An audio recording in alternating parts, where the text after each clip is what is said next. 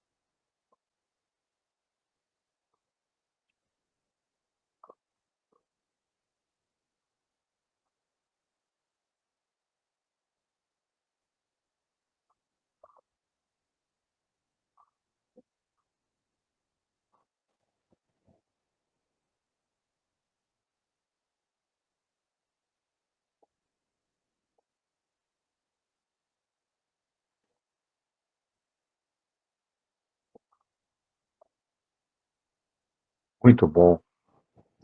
Vamos também elevar o nosso carinho à doutora Adolfo Bezerra de Menezes e toda a sua equipe que nos assiste neste momento, que está junto de nós, nos dando conforto, trazendo todas as boas energias, os bons fluidos para a nossa cura, para a nossa superação, para o nosso fortalecimento e todas as nossas necessidades. Muito bom. Nós estamos estudando o capítulo 21. E hoje, no capítulo 21, nós vamos falar do item 9, que tem o subtítulo de Caracteres do verdadeiro profeta. Esta carta, essa dissertação, foi escrita e trazida por Erasto em Paris em 1862. Então ela começa nos dizendo assim: desconfiai dos falsos profetas.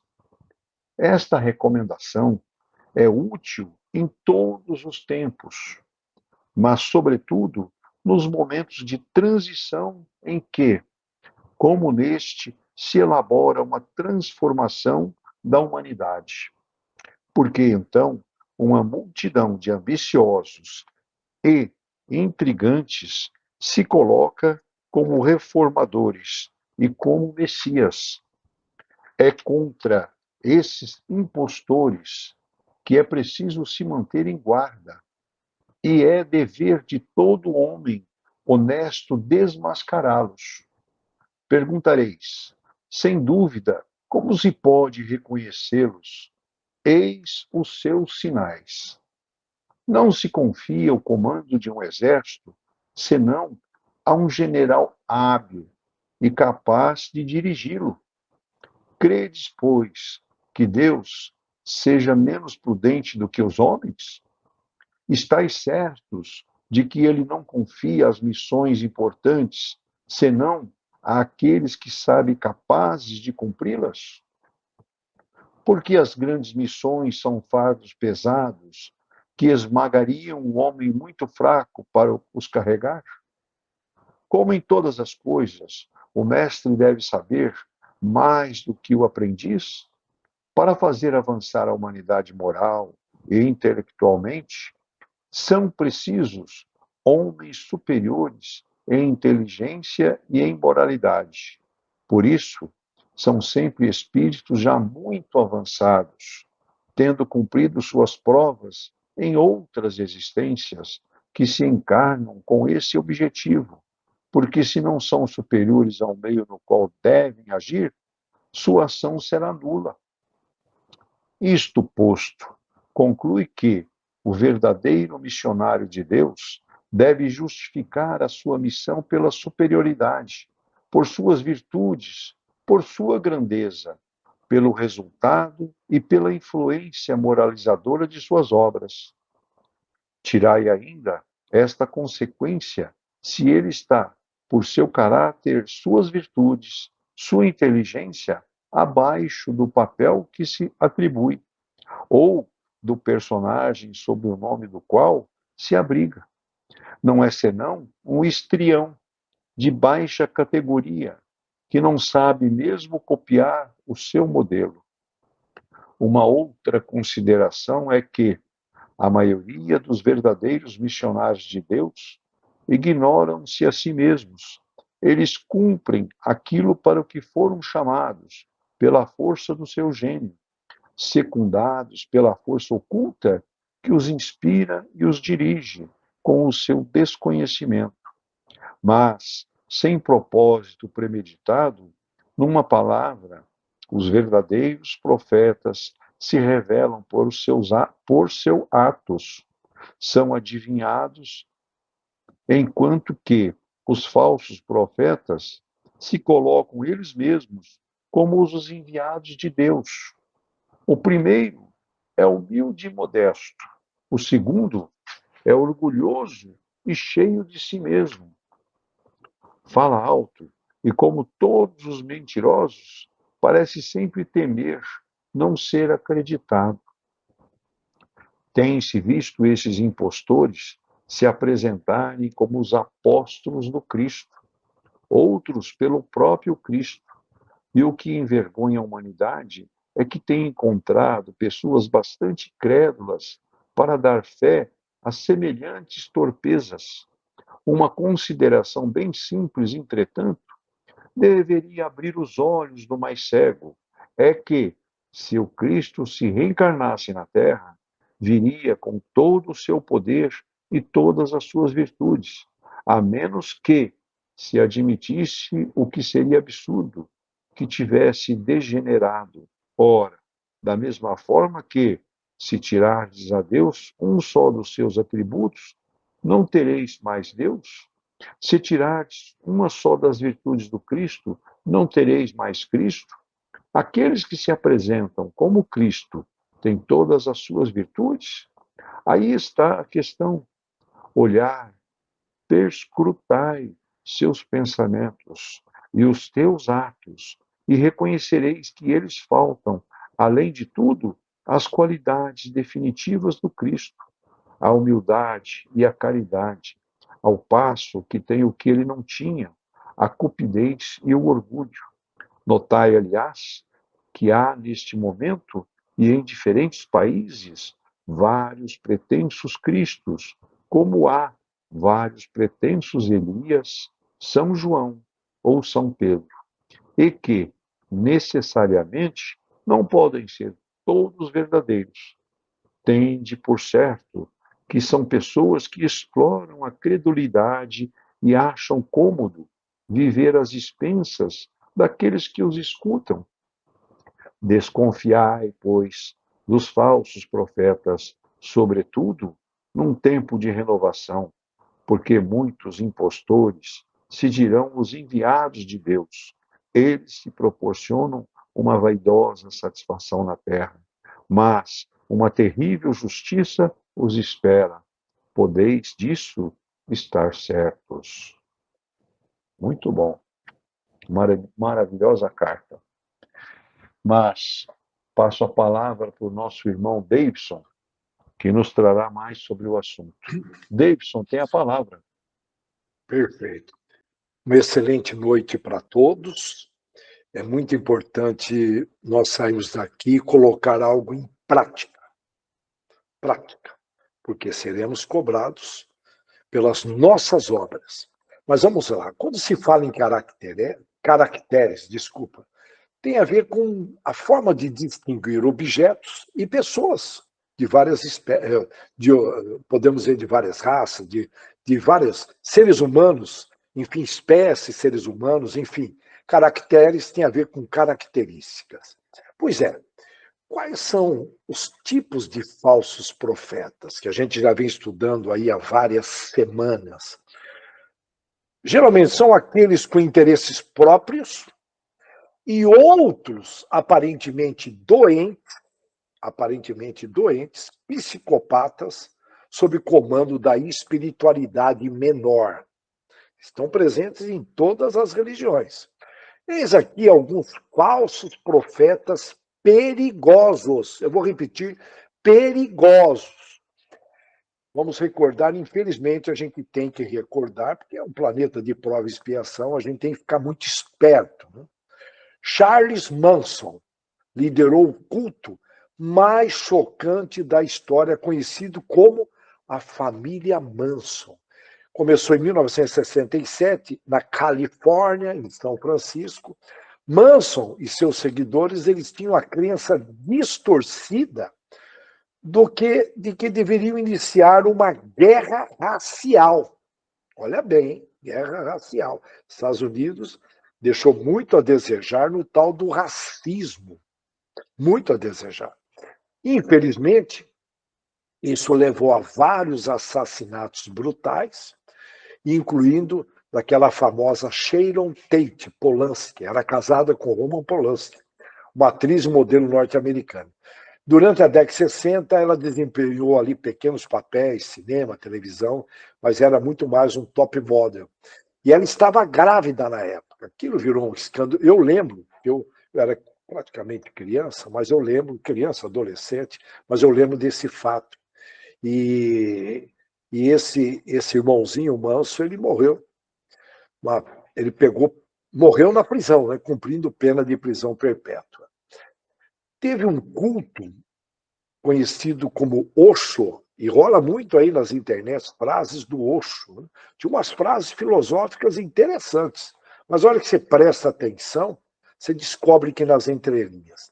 Ele começou na década de 80, lá no Oregon, Estados Unidos, e ele pregava a meditação e o amor livre.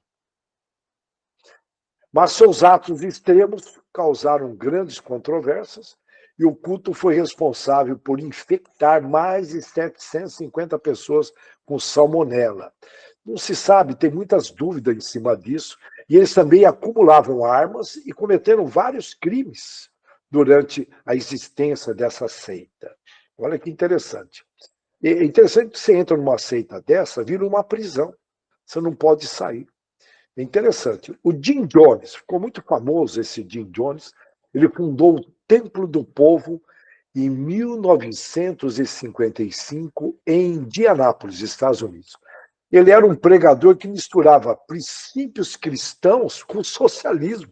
Socialismo é de ateus, era uma mistura, não sei se ele está bem intencionado, hein?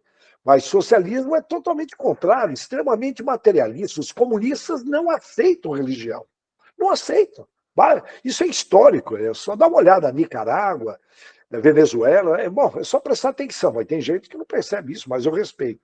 Mas ele quis misturar cristianismo com socialismo. Bom, no auge do culto, a seita chegou a ter 20 mil membros. E quando começaram as denúncias de abuso, Jones levou esse grupo para a Guiana e lá executou o famoso suicídio em massa, que resultou ali na morte de 918 pessoas. Esse é o número exato. Enfim, não vale muito a pena a gente recordar. Teve caso na Uganda também, do tal do Katari Babo, e outros líderes, eles ensinavam que os seus seguidores deveriam seguir ao pé da letra os 10 mandamentos, mas com muita rigorosidade, para terem sucesso no Apocalipse, e fizeram uma série de predições e previsões, e após as previsões falharem, a população ficou esperto, ele provocou um massacre. É interessante, hein? Ele provoca um massacre, não sei se é para esconder as verdades, enfim. E aí tem vários. Tem o caso do ramo davidiano, mas vamos chamar de Davi, né? o ramo davidiano, liderado por Davi, ou David, né, Koresh. Ele, na realidade, ele rompeu com a igreja adventista do sétimo dia, os Mormons, em 1955. Eles acreditavam, na época, no retorno de Jesus Cristo e se preparavam para o Apocalipse. E lá no Texas, em Waco, em 1993, surge novamente um incidente trágico nessa seita. Acredita-se que 75 seguidores tenham sido mortos numa batalha, foi uma batalha mesmo armada, com a agência americana, ATF, americana, de álcool, tabaco e armas de fogo, contra eles, foi batalha mesmo. Enfim, muitas verdades a gente não tem noção do que ocorreria, ou o que ocorreu dentro dessa seita, não dá para imaginar. A verdade acaba não chegando plenamente, porque eles acabam provocando suicídios, enfim. Mas o falso profeta, ele aproveita quando a comunidade está abalada emocionalmente. Por quê? Eu com o emocional abalado, eu não consigo pensar. Olha o perigo do emocional abalado. Pessoas que perdem a boa, não tem, sabe, o copo cheio, que sempre está com o emocional abalado, não conseguem pensar direito, não raciocinam. Então, como falar em fé raciocinado com uma pessoa? Não é fácil. Mas eles aproveitam muito bem quando ocorre uma situação dessa e se instalam. São gente inteligente, mas infelizmente não totalmente inteligente. Era um intelectual, mas no moral não. Portanto, não é uma inteligência plena, deixam a desejar. Não gosto nem de usar esse termo inteligente, porque eles ainda estão no mal. Então, eles precisam se desenvolver na inteligência. Mas aproveitem essas oportunidades. É importante ressaltar que muitas dessas seitas se aproveitam do desejo do ser humano em pertencer, que tem a ver com solidão, e a dita compreensão. Eles dizem, eu não sou compreendido. Aí que entram vamos chamar, os emissários dessas seitas e convidam o camarada para entrar na seita. Olha, estudando no psicodrama, um pesquisador argentino, um psicodramatista chamado Bermudes, eu já comentei aqui, eu vou pegar só esse tópico, porque eu vou mostrar aí um detalhezinho que deveriam divulgar isso. Porque foi uma tese dele. Ele provou que quando a criança, o bebê, é inibido de fazer xixi, o xixi é um dos grandes prazeres gratuitos, que a pessoa se alivia. Tem hora que dá dó de ver um morador de rua, porque muitas vezes bares e restaurantes inibem, né? Não deixam entrar, enfim, não é fácil com esses moradores de rua. Tem que buscar praças aí. Mas é um dos grandes prazeres. Mas o bebê, eu já comentei essa história, mas vou repetir, que de repente tem aí neto para nascer, e você sabe como que é a mulher ocidental, ela quer se realizar no profissional, quer dizer, tem aí uma diretriz aí, que eu não vou entrar muito nessa questão, senão a gente vai desviar, né? Tudo muito apressado, em 3, 4 situações ao mesmo tempo, cabeça cheia, sabe? Então tá lá o bebezinho, né? Então imaginar, né? Tá lá o bebezinho em cima do edredom novo, e essa mãe, né, que tem lá um bebê recém-nascido, o bebê precisa trocar a fralda. Ela tira a fralda encharcada e vai pegar a fralda, a nova fralda, e naquele momento histórico, o bebê é o bebê, ele não tem controle. E ele começa a fazer xixi no edredom da mulher ocidental, falando que a oriental já é mais cuidadosa. Ela grita, toda colérica. O bebê, ele segura o xixi naquele momento. Segundo esse psicodramatista, psicodrama é uma área da psicologia, ele descobriu que essa criança, quando é inibida de fazer xixi, ela cresce desorganizada, apesar de inteligente. Aí a própria família começa a discriminar ela, porque dá a impressão que ela é vagabunda, que ela não quer trabalhar, que ela é preguiçosa, porque vê que ela é inteligente, mas não consegue se organizar. Aí ela entra na escola,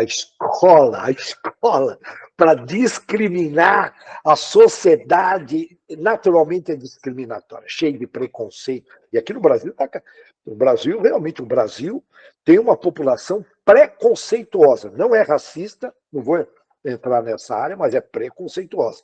Então, essa pessoa vai crescendo, sendo discriminada, até que as drogas ou uma seita como essa fala, cara, eu te compreendo, vem cá.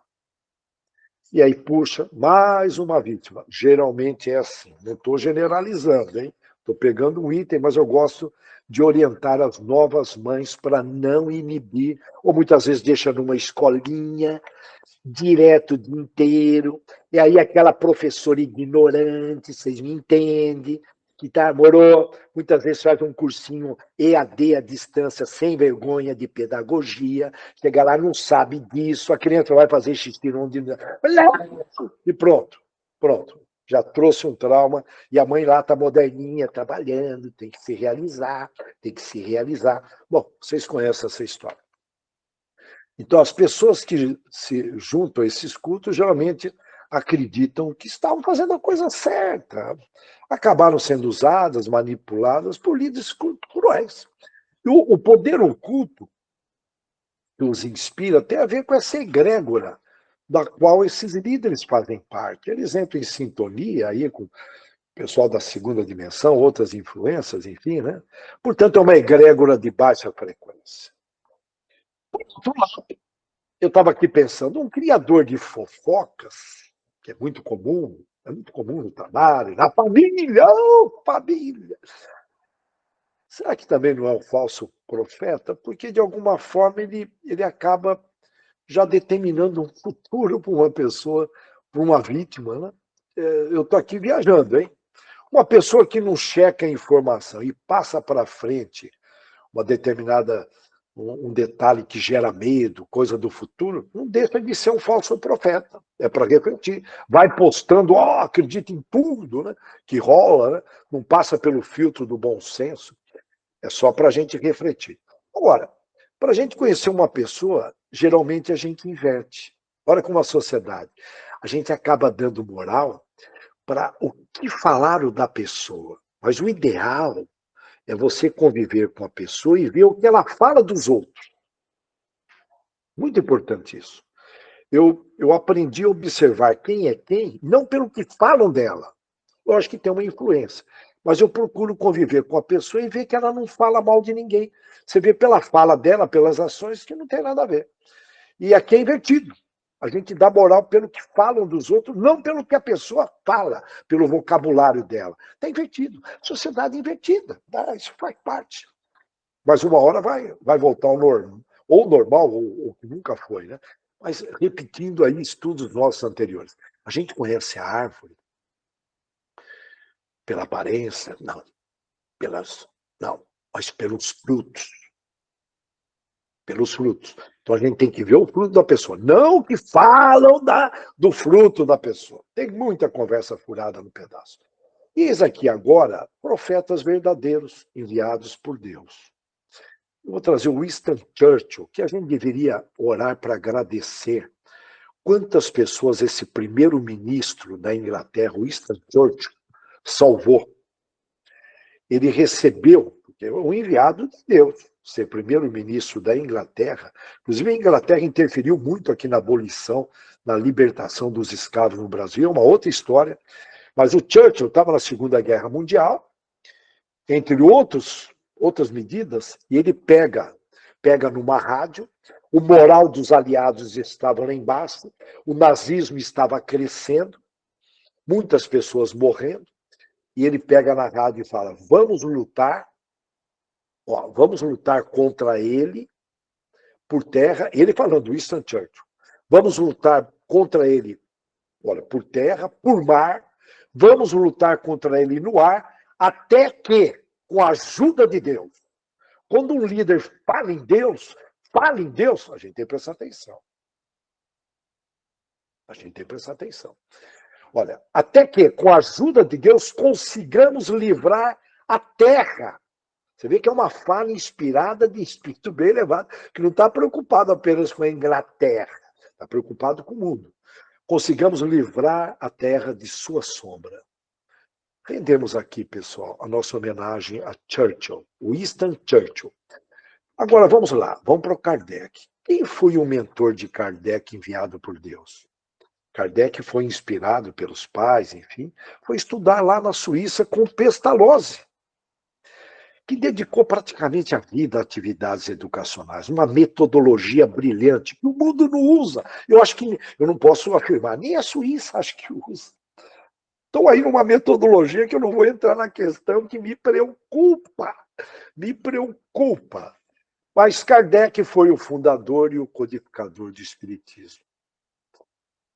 Pouca gente sabe que ele estudou várias línguas, além de ser mestre em química, matemática, astronomia, física, fisiologia, anatomia comparada e francês.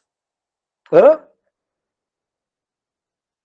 Kardec não desperdiçava o tempo dele com novelinhas da Globo, mesmo porque não tinha Globo lá, né? Graças a Deus. Ele aproveitava o tempo estudando. Foi e é um grande estudioso, eu não tenho dúvida. Está estudando e trabalhando, lógico. Um espírito elevadíssimo. Rendemos aqui as nossas homenagens a Kardec. De acordo com Stoll, Sandra Jaqueline Stoll, ela fez um trabalho na USP de pesquisas antropológicas sobre a narrativa histórica e da interpretação antropológica sobre os trajetos do espiritismo no Brasil.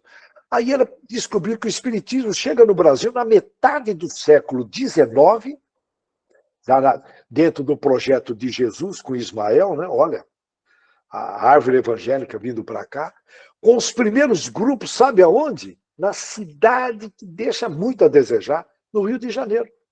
E Salvador também. Duas cidades extremamente violentas nos dias atuais.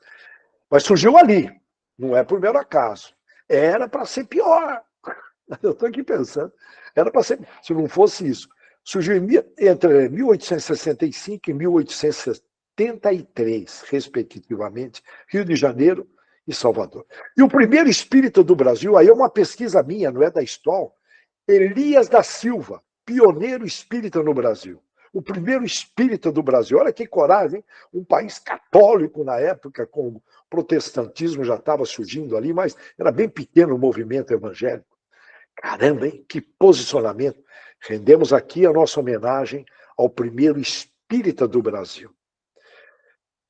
Tudo bem até aí? Na cidade do Rio, então capital do Império do Brasil, as primeiras sessões espíritas foram realizadas, sabe por quem? Pelos franceses, muitos deles exilados, que fugiram lá do sistema do Napoleão III da França. Isso na década de 1860. Então fica a nossa homenagem aí ao primeiro espírita do Brasil. Joana de Ângeles é alegadamente um espírito tratado pelo médium espírita brasileiro Divaldo Franco como sua guia espiritual. A ela é atribuída, estou falando dos verdadeiros profetas, a autoria de grande parte das obras do médium psicografada, médium Divaldo, lá de Salvador. Quem foi ela? Vamos pegar um pouquinho dela. Ela foi esposa de Cusa. Cusa era o sobrenome, ou era o sobrenome do procurador de Herodes, Cusa. Herodes, a gente sabe que foi aquele grande rei que ficou conhecido por ser brutal e ter mandado matar todos os meninos pequenos de Belém, já considerando a vinda de Jesus. E a Joana de Ângeles foi curada por Jesus. Ela teve com Jesus. E com Maria Madalena, Suzana e muitas outras mulheres que prestavam assistência, ajudavam Jesus com os bens. Era um pessoal de classe média alta. E ela morreu sacrificada, Joana de Ângeles. Futura Joana de Ângeles, tá? Morreu sacrificada numa fogueira próximo do Coliseu, por não renunciar à fé em Jesus. Então nós rendemos aqui a nossa homenagem a Joana de Ângeles. Emanuel, o espírito teria sido em outras vidas um sacerdote no Egito, portanto está bem claro que ele veio de Capela, né, os egípcios, e depois um cônsul, também foi senador romano, Emanuel, chamado Públio Lentulus, contemporâneo de Jesus.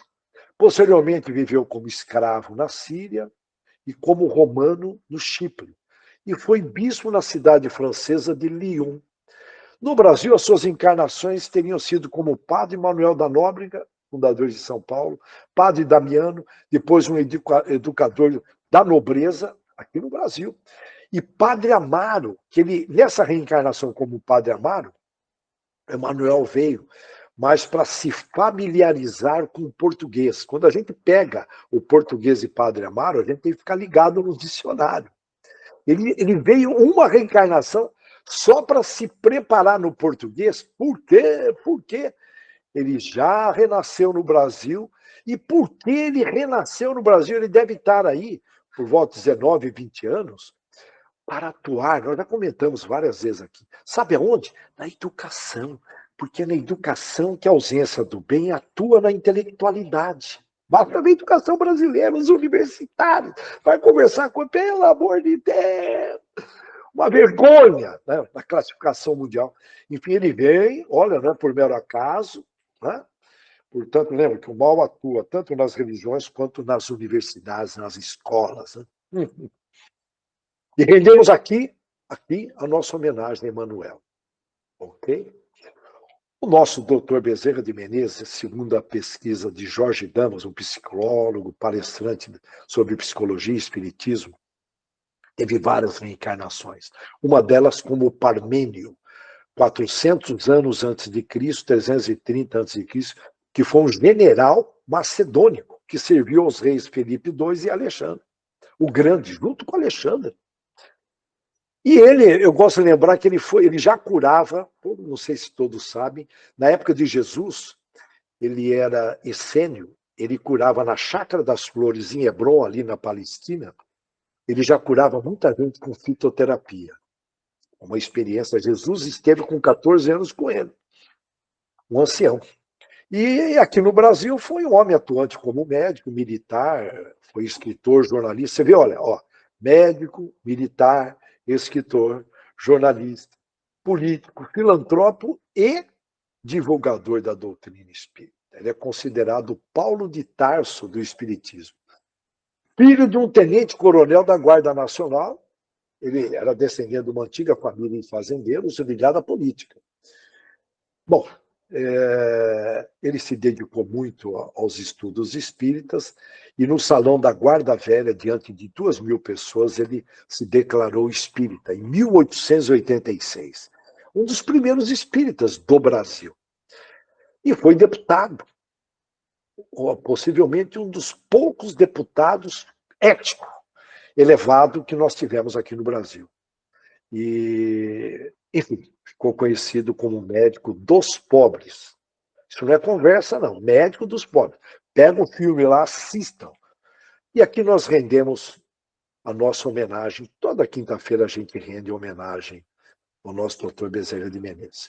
Olha, como o tempo... Eu iria falar do Divaldo Franco, numa outra oportunidade a gente fala. Tive a oportunidade de estar na Mansão do Caminho, quando era bem pequenininho, em 1990, em Salvador. E conversamos sábado bem tranquilo.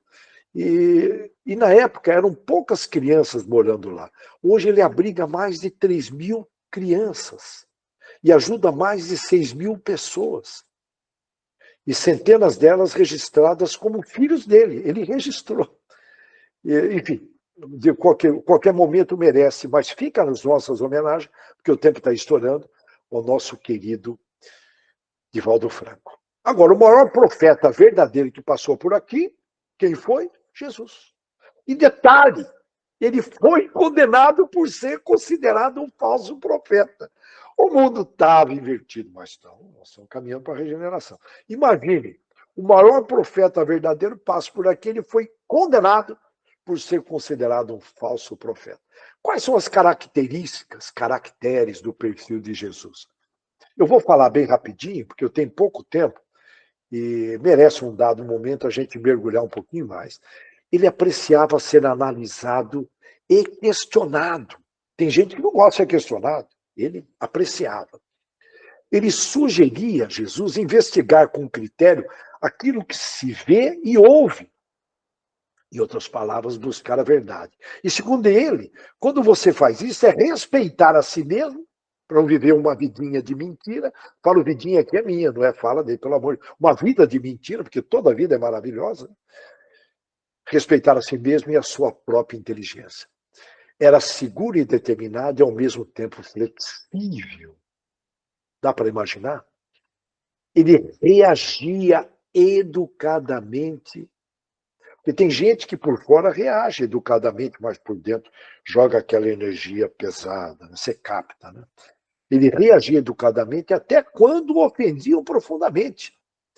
Ele tinha uma grande paciência para educar, mas não era um mestre passivo, não. Ele era provocador. Olha, aqui eu tenho que comentar algo que não estava previsto. Tem uma fala no livro Brasil, Pátria do Evangelho, Ismael, sensível com o que estava acontecendo aqui no Brasil, eles estavam começando a organizar a Pátria do Evangelho.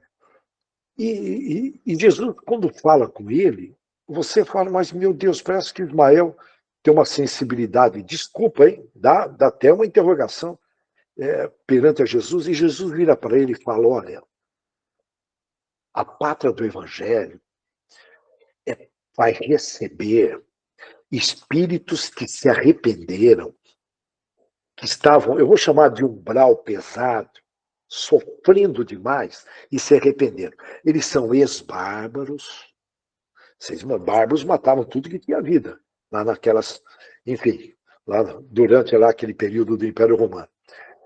Ex-inquisitores, pessoas, enfim, eu não vou mergulhar, porque pessoas que deixaram muito a desejar, mas se arrependeram.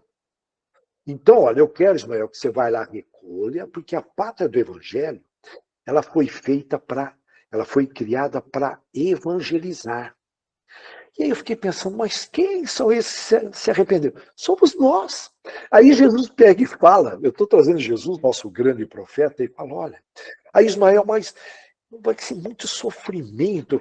Jesus fala, olha, a dor é o pão, vou ver se eu lembro direitinho, é o pão, não é sustentar, é o pão substancioso. Eu falei, cara, se a dor é o pão substancioso, a dor é um alimento para a alma. E eu falei, caramba! Aí a gente vai começando a compreender um pouco mais a importância da dor. Então, eu vou deixar um recado aqui.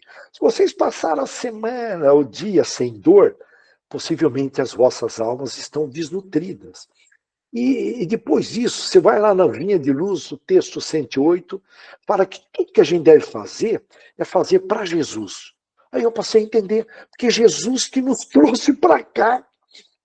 Então, tudo que eu comecei a fazer, depois que eu peguei o Vinha de Luz de Emmanuel, com Chico Xavier, falei, caramba, a dor é um alimento para minha alma. E eu tenho que agradecer, porque era para eu estar no escuro. Eu não fui uma boa pessoa no passado, portanto, eu tenho que agradecer, gente. Tudo eu tenho que agradecer, só de estar aqui.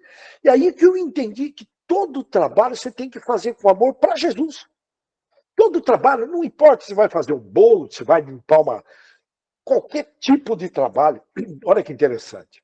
Portanto, eu passei a agradecer um pouquinho mais só de estar aqui. E de poder me alimentar, porque para onde você vai, surge a dor de alguma forma. E lógico, a dor, quem consegue aprender com as dores dos outros, aí é sábio. Mas o mediano, como nós, a gente tem que aprender através da dor, né? Através da sabedoria. Eu não acredito nisso. Então aí que vem a dor, que é o alimento. A alma precisa de alimento, senão a alma fica desnutrida. Então, olha, e ele estava preparando o Ismael está sendo preparado, governador do Brasil espiritual. Né?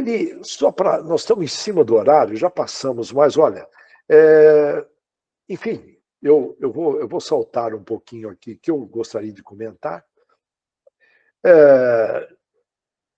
Portanto, aqui eu estou pulando muito, mas enfim, eu sempre coloco um pouco a mais, tá? Se você está hoje mais evoluído que alguém e leva a palavra de Jesus, pode-se dizer que neste momento você está atuando como um profeta. Olha bem, se você está mais evoluído, tem mais reencarnações, mais sabedoria, e está levando a palavra de Jesus para alguém, você está disseminando o cristianismo, você está contribuindo para evangelizar. Neste momento histórico, você está sendo um verdadeiro profeta e entra na egrégora dos emissários de Jesus, recebe boas inspirações. Junto aos nossos filhos, nós somos profetas. Perceberam? Então, olha, como eu estou em cima do horário, eu desejo a todos refletirem bastante, praticarem e agradecer. E fica aqui a nossa homenagem principal, rendendo homenagens a Jesus. Deixamos. Muito construtivas. Muito obrigado. Passamos então agora a mensagem do Dr. Deolindo, que gostaria de... O André tem uma palavra. André, por favor. Boa noite a todos. O tema de hoje, né? Caracteres do verdadeiro profeta. Algo importante, e o Davidson encerrou muito bem, quando ele disse que quando nós temos algo de bom para oferecer ao próximo, nós estaremos naquele momento exercitando o papel, né, de um profeta. Porque quando nós olhamos para o contexto da humanidade, e principalmente dentro dos fatores religiosos, que é o que mais, né, vincula-se à humanidade, a Deus, apesar que deveríamos nos vincularmos a Deus em todos os contextos da vida, principalmente em todo o nosso dia a dia, daquilo que nós pensamos, falamos, sentimos e da forma da qual agimos, porque é ali que faz com que nos aproximemos de Deus e é isso que faz com que nós nos fortaleçamos em nossa caminhada do dia a dia, seguindo de uma forma muito mais consciente das nossas verdadeiras responsabilidades perante Deus e perante aquele próximo que Deus colocaste próximo de nós, onde temos nós responsabilidades por auxiliá-los no seu despertar para a vida, no seu despertar para um progresso, junto aos princípios divinos que assim devem desabrochar dentro desse ser. E automaticamente estamos também vindo a nos beneficiarmos pela forma da qual nos posicionamos, porque damos, recebemos, mas também a quem muito é dado, também muito será cobrado, porque as responsabilidades são maiores. E dentro do decorrer do tempo, né, desse planeta da qual estamos a habitar, nesse presente momento, veja, nós tivemos oportunidades inúmeras de podermos vislumbrar coisas corretas e coisas erradas, ensinamentos corretos, ensinamentos distorcidos.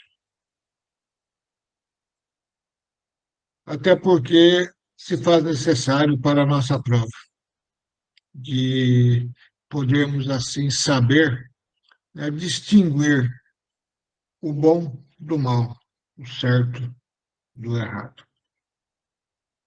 Então faz parte da prova do ser nesse planeta da qual nos encontramos, de prova e de expiação que é o planeta Terra. E Deus, na sua bondade, ele propicia com que, através das reencarnações, milhões de seres assim habitem a esse planeta. Dentro desses milhões de seres, alguns milhares se colocam, né, como representantes de Deus. E algumas centenas se destacam como verdadeiros representantes de Deus. Quando eu digo se colocam, porque, né, assim se saciam, né, em querer se mostrar representante de Deus, né? mas quando se destacam é porque, dentro da sua simplicidade, dentro da sua responsabilidade, dentro do contexto do amor e principalmente do cabedal de conhecimento que traz contigo através daquele processo evolutivo da qual assim atingiu. Veja, não precisa muito se esforçar, porque dentro de uma naturalidade se desponta como um homem de bem. E é aí que nós temos que olhar com um pouco mais de carinho. Se pararmos um pouquinho e buscarmos alguns nomes, falar alguns nomes, podemos falar, de várias religiões, né? Podemos falar da doutrina espírita, com Chico, com Divaldo, né? Do catolicismo, com o irmão Dulce, né? Com Madre Teresa de Calcutá, né? Podemos falar de algumas seitas afro-brasileiras, né? A Mãe Menininha de Cantuá, podemos falar de Padre Cícero, né? Podemos falar de muitos outros, né? Das quais aí se destacaram, né? Alguns até mesmo vinculados a um consenso até mesmo político, né? Dentro da história. Veja, esses, né, foram aqueles das quais assim, né, levaram um fator de influência positiva, porque dentro da sua simplicidade, né, e principalmente, né, dentro da sua dedicação com seus próprios princípios, porque isso ele já conquistou através dos tempos. Ele se coloca, né, não apenas como um filantropo da qual quer fazer o bem, quer auxiliar ao próximo, certo? Fazendo a bondade, distribuindo alimentos, roupas, abrigos e assim sucessivamente. Não, esses seres exercem a sua habilidade e conhecimento moral, veja, para fazer com que o próximo desperte dentro de si uma busca de um progresso contínuo na sua vida, mediante essa aproximação junto a Deus. Enquanto que aqueles das quais, pura e simplesmente, querem se colocar como profetas, muitas das vezes querem buscar um contexto de destaque, aglomerar multidões, influenciar, muitas das vezes, as pessoas a acreditar num único contexto religioso, que é a visão da qual ele ou aquela sua seita, né, da qual assim segue, coloca perante os princípios divinos. E isso acaba fazendo com que esses princípios do amor e da bondade, muitas das vezes, se percam. Então, nós temos que parar, olhar, né? Não é proibido participar de forma alguma. Nós temos que ter a sabedoria e a habilidade de discernir o certo do errado. Quando assim nós fazermos, nós, como conhecedores dos princípios básicos, não precisa ter o domínio amplo, não, dos princípios básicos de Jesus, estaremos aprendendo a filtrar claramente o que é útil e o que não é útil, e aprendendo principalmente a buscar com muito mais sabedoria e assertividade aquelas casas religiosas independentes das seitas, onde o verdadeiro profeta se coloca ao trabalho da qual Deus o confiou, e fará com que aqueles que ali chegam despertem para um mundo diferente, um mundo melhor, desperte dentro de si uma preocupação, não apenas consigo, mas com o seu próximo. Desperte para aqueles que ali seguem uma confiança plena, não naquilo da qual pura e simplesmente ele fala, mas que busque de uma forma muito maior o entender as leis de Deus. E foi isso que Jesus tanto quis que nós assim buscássemos. E até hoje temos dificuldade em entender o que tanto Jesus quer ou espera dos seus irmãos, esta proximidade aos princípios de Deus, aonde muitas das vezes ficamos ali atrelados, né, a princípios básicos das quais assim o tempo já os consumiu, porque já estamos num patamar muito diferente de discernimento das leis, principalmente dentro do desenvolvimento intelecto moral, da qual assim passamos, né, através dos tempos com grande aprendizado.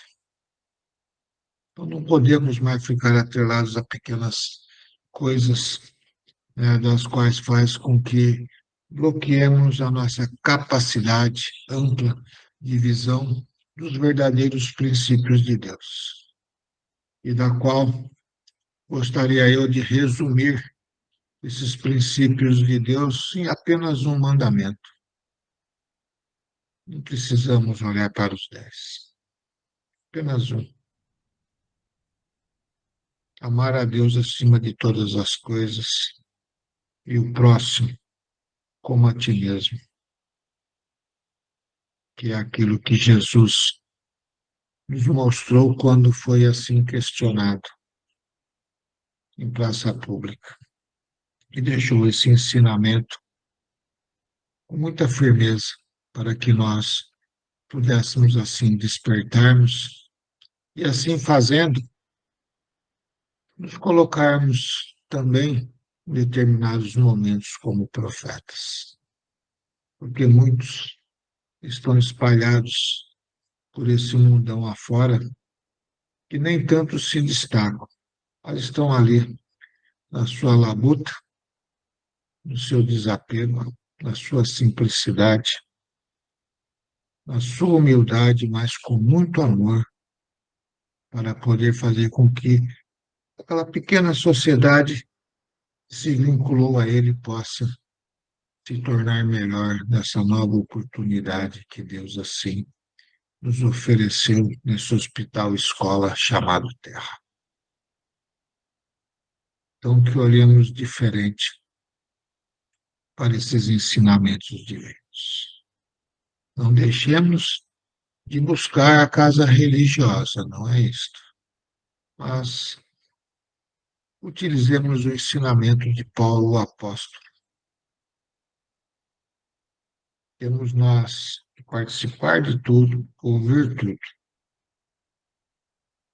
né? Ler de tudo, mas ter a sabedoria de reciclar aquilo que é verdadeiro e útil, porque é isso que fará com que agreguemos em nossa trajetória a nossa melhora e o nosso progresso, sem deixarmos nos iludir, principalmente nos momentos da qual dificuldades temos, onde o desespero muitas das vezes bate, e é neste momento de que aqueles que distorcem, né, as leis de Deus e se colocam como profetas, mas não têm a capacidade de ser, usufruem e acabam por influenciar para que paremos no tempo, porque paramos a nossa forma mental clara de visão da vida e atrasamos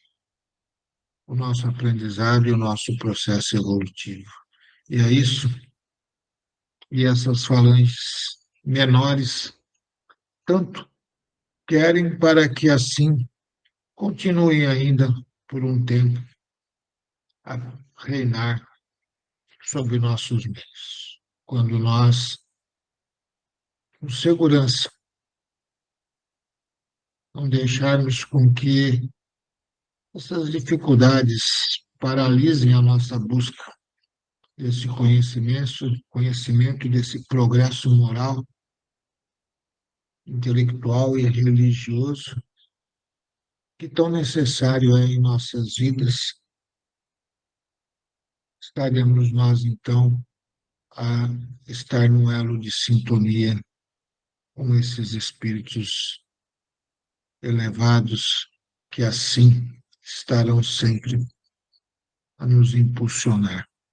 E o progresso nesse momento da qual nós nos encontramos de transição se tornará muito mais rápido, muito mais consciente e eficiente junto a cada um que aqui se encontra. Então, assim, que essa luz divina possa reinar sobre o coração, sobre a mente de todos. Então, possamos nós, com esse sentimento da qual tiramos nesse momento lá do fundo do nosso coração. Então, peço a todos, abram os vossos corações a Deus, a Jesus. Deixe com que eles ali adentrem, que eles ali habitem.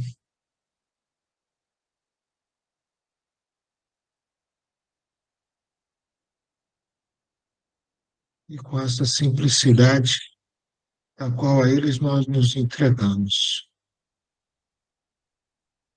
possamos nós assim vir a permitir do qual haja sobre cada um de nós, em nossas mentes, em nossos corações, em nosso corpo físico pelo espiritual, aonde essa equipe maravilhosa que está a iluminar de uma forma magnífica essa egrégora da qual formamos, alimentando-nos com todos esses fluidos curadores que nos acalentam, que pacificam as nossas mentes, os nossos corações, e ao mesmo tempo geram uma tranquilidade maior em nossas moléculas e nossas células para que elas possam agir adequadamente dentro desta recuperação que venha nos trazer o bem-estar, quando assim estamos a sentir nesse instante.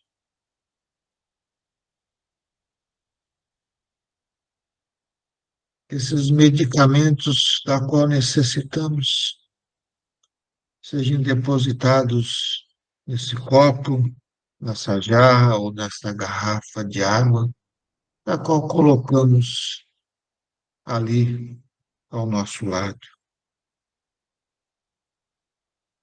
para que, ao ingerirmos, sintamos o quanto estamos nós a se beneficiar nesses momentos que nos entregamos com a simplicidade e com a fé, da qual assim necessária se é,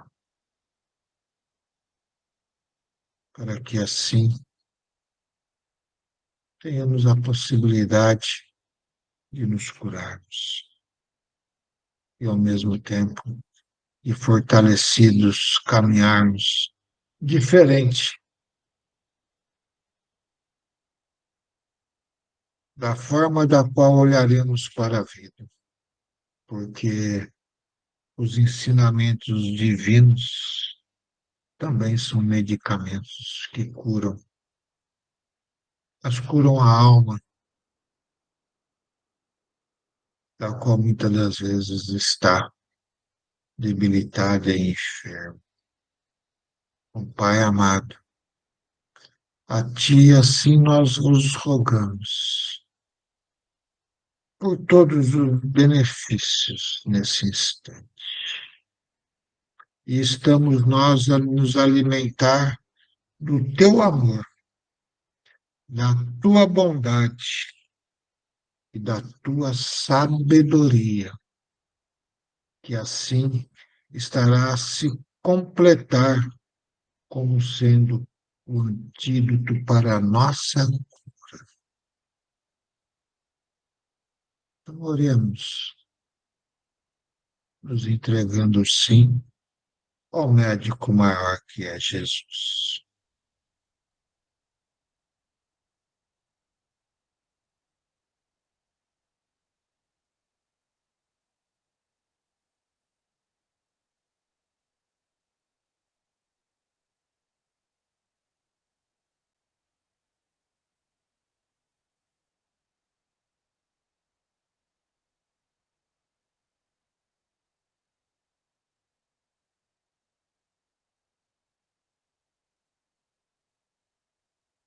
Então, assim, agradecemos ao Pai por esses momentos. E que essa sua paz paire sobre todos na noite de hoje e em todos os dias de nossas vidas, porque temos nós condições plenas de buscá-lo ao nosso despertar, em todos os momentos das quais necessitados assim nos encontremos. Nunca esquecemos de buscá-lo, porque senão ficamos nós, muitas das vezes, mediante uma obscuridade mental que faz com que nos acometemos de muitos erros. Então, paciência também é uma palavra importante e chave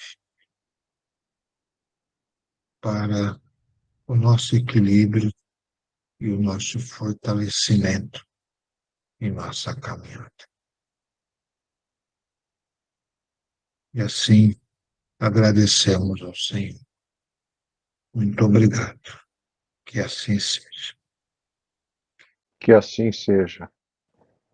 Doutor Deolindo, receba o nosso carinho e gratidão, as palavras, orientações e todos os bons fluidos que destinou a todos nós neste momento, através do fortalecimento de cada um de nós, através das medicações depositadas em nossas águas.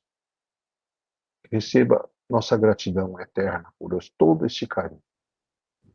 Vamos estender a todos os nossos irmãos que estão com os nomes postados em nosso grupo, grupo de estudos, grupo de cura, que atravessam dificuldades, que necessitam desse momento de mudança de energia, mudança de fluidos, para que sejam fortalecidos. Os irmãos presentes no nosso encontro desta noite sejam também beneficiados com esta luz maravilhosa que nos envolve neste momento, esta energia, essa paz que está entre todos nós. Que todos sejam abençoados, iluminados neste momento. E assim, Pai, para que possamos coroar este nosso encontro com carinho e agradecimento, faremos a prece de Cáritas. Deus nosso Pai, que sois todo poder e bondade, dai força àqueles que passam pela provação, dai luz àqueles que procuram a verdade, e ponde no coração do homem a compaixão e a caridade. Deus, dai ao viajante a estrela guia, ao aflito a consolação, ao doente o repouso. Pai, dai ao culpado o arrependimento, ao espírito a verdade, à criança o guia, ao órfão o Pai. Que a vossa bondade se estenda sobre tudo o que criaste. Piedade, Senhor, para aqueles que não vos conhecem, e esperança para aqueles que sofrem. Que a vossa bondade permita aos Espíritos Consoladores derramarem por toda a parte a paz, a esperança e a fé. Deus, um raio, uma faísca do vosso divino amor pode abrasar a terra. Deixa-nos beber na fonte dessa bondade fecunda e infinita, e todas as lágrimas secarão, todas as dores acalmar-se-ão. Um só coração, um só pensamento subirá até vós, como um grito de reconhecimento e de amor, como Moisés sobre a montanha. Nós vos esperamos com os braços abertos. Ó bondade, ó poder, ó beleza, ó perfeição, queremos de alguma sorte merecer a vossa misericórdia. Deus, dai-nos a força no progresso de subir até vós. Dai-nos a caridade pura, dai-nos a fé e a razão. Dai-nos a simplicidade, que fará de nossas almas o espelho onde refletirá um dia a vossa santíssima imagem. Que assim seja. E Jesus nos abençoe. Muito bem, meus amigos. Reunião maravilhosa, né? Eu gostaria de deixar um recadinho para vocês. Aliás, dois. Gostaria que todos que estão necessitando do atendimento espiritual da nossa equipe médica se recolham por alguns minutos, por 10 minutos, 15 minutos, junto com as suas armas, para que a equipe médica do Dr. Bezerra de Menezes possa terminar o atendimento de cada um de vocês. Que todos sejam abençoados e iluminados neste momento de reflexão e de oração, que é muito importante para que sejam todos fortalecidos. Muito bem. O segundo recado que tenho, neste domingo, teremos o nosso encontro com o Davidson para o nosso estudo de Espiritismo e Ciência. Esse encontro se dará no domingo, às 20 horas, e minutos antes o link será postado nos nossos grupos. Então, por favor, venham e assistam esse estudo, que é muito importante e maravilhoso. Estejam presentes, estão todos convidados. Muito obrigado, uma boa noite a todos, e todos tenham uma boa semana e uma feliz Páscoa.